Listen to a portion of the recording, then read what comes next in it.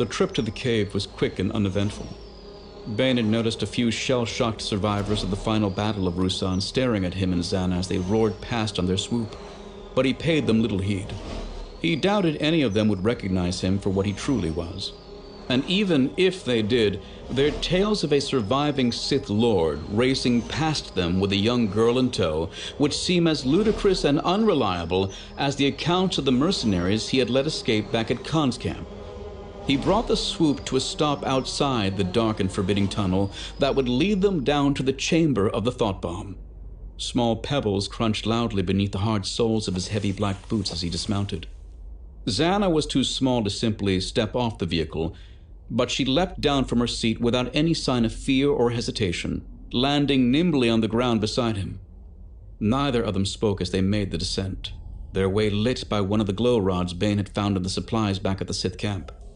The air grew colder and Zannah shivered beside him, but she didn't complain. They moved quickly down the rough-hewn passage.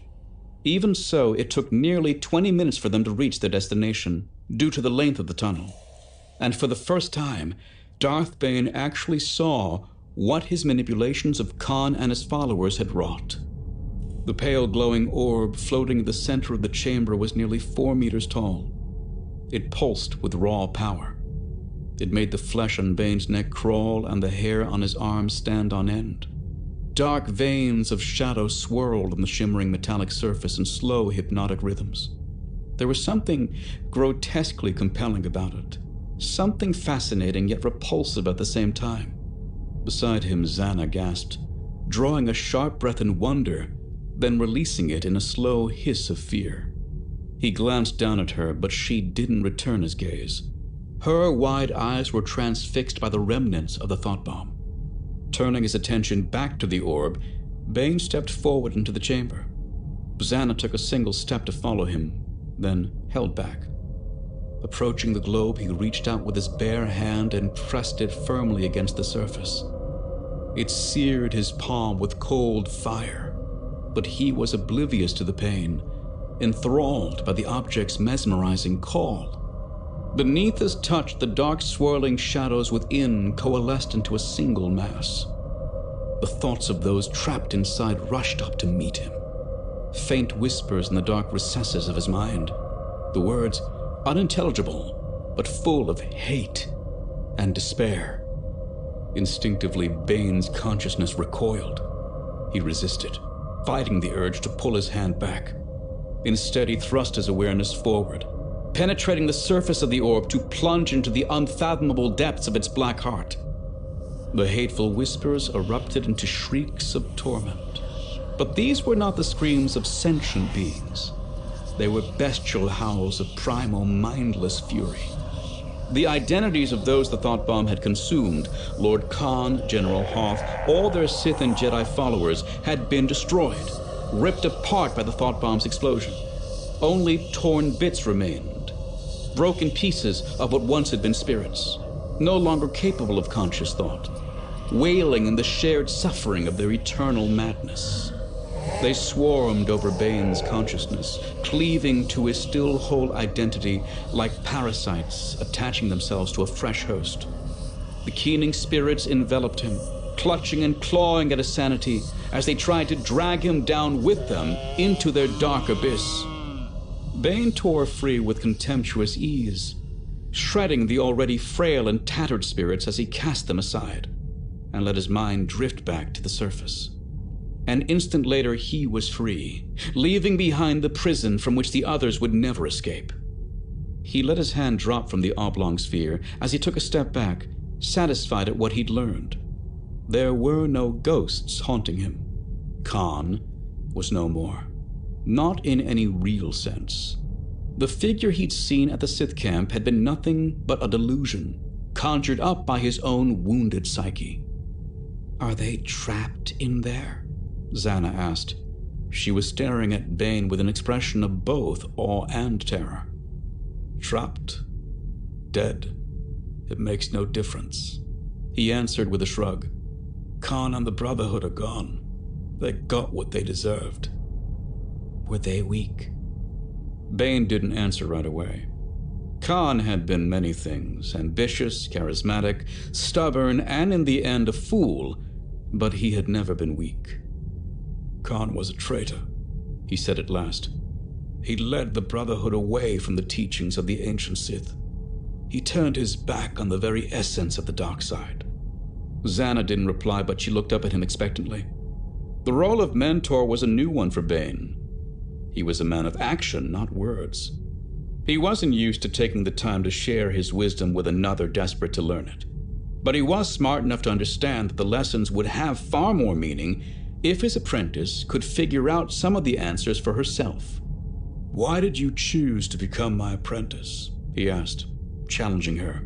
"Why did you choose the way of the dark side?" "Power," she replied quickly. "Power is only a means to an end," Bane admonished her. "It is not an end in itself. What do you need power for?" The girl furrowed her brow. Her master already recognized this expression as a sign she was struggling to come up with an answer. "Through power, I gain victory," she said when she finally spoke, reciting the final lines of the Sith code she'd learned only a few hours earlier. From her tone, it was clear she was trying to work through her limited understanding of the dark side to arrive at the answer Bane wanted. "Through victory, my chains are broken," she continued, slowly searching for an answer just beyond her reach. A second later, she exclaimed, "Freedom! The dark side sets us free!" Bane nodded his approval. "The Jedi shackle themselves in chains of obedience. Obedience to the Jedi Council, obedience to their masters, obedience to the Republic. Those who follow the light side even believe they must submit themselves to the Force. They are merely instruments of its will, slaves to a greater good. Those who follow the dark side see the truth of their enslavement. We recognize the chains that bind us and hold us back.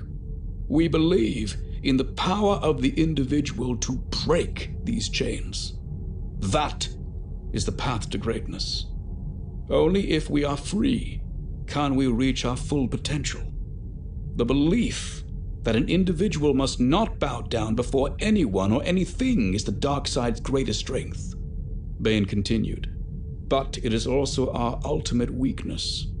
The struggle to rise above those around you is often violent, and in the past, the Sith were constantly at one another's throats." "Isn't that a good thing?" Zannah interjected. "The strong will survive and the weak will die." "Weak does not mean stupid," Bane countered. "There were those with less power, but more cunning. Several apprentices would band together to take down a powerful master, hoping to elevate their own position among the Sith. Then they would turn on one another, making and breaking alliances until only one remained, a new master, but one weaker than the original. This survivor would then be taken down in turn by another band of lesser Sith, further weakening our order. Khan recognized this, but his solution was far worse than the problem. Khan declared all the followers of the dark side, all the members of the Sith Order, as equals in the Brotherhood of Darkness. In doing so, he betrayed us all." "Betrayed you?" "Equality is a lie," Bane told her, "a myth to appease the masses. Simply look around and you will see the lie for what it is. There are those with power, those with the strength and will to lead, and there are those meant to follow, those incapable of anything but servitude and a meager, worthless existence. Equality is a perversion of the natural order," he continued, his voice rising as he shared the fundamental truth that lay at the core of his beliefs. "It binds the strong to the weak. They become anchors that drag the exceptional down to mediocrity. Individuals destined and deserving of greatness have it denied them. They suffer for the sake of keeping them even with their inferiors. Equality is a chain, like obedience, like fear or uncertainty or self-doubt. The dark side will break these chains." But Khan could not see this. He did not grasp the true power of the dark side. The Brotherhood of Darkness was nothing but a twisted reflection of the Jedi Order, a dark parody of the very thing we stood against. Under Khan, the Sith had become an abomination. And that's why you killed him, Zannah said, thinking the lesson had come to an end. That is why I manipulated Khan into killing himself, Bane corrected. Remember, power alone is not enough. Patience, cunning, secrecy. These are the tools we will use to bring down the Jedi. The Sith are only two now. One master and one apprentice. There will be no others. Zannah nodded, though something still seemed to be troubling her. What happens if I fail? She asked, glancing toward the thought bomb. Will you destroy me too? Bane's answer was cut off by a shout coming from one of the nearby passages.